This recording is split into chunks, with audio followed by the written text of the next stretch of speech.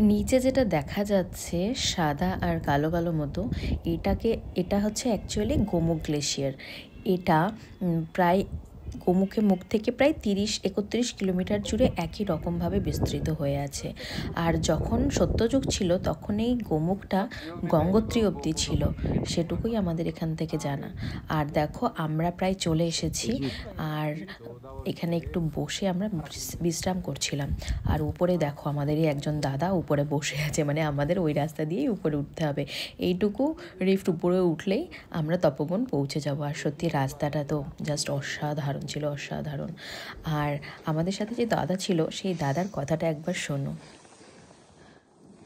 মহাদেব যাদের যাদের সিলেক্ট করবে তারাই এখানে আসতে পারবে।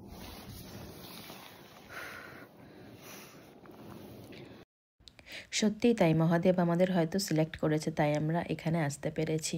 তো যাই হোক, ভিডিওটি তোমাদের কেমন লাগলো অবশ্যই জানিও, ভালো লাগলে একটি লাইক করে দিও।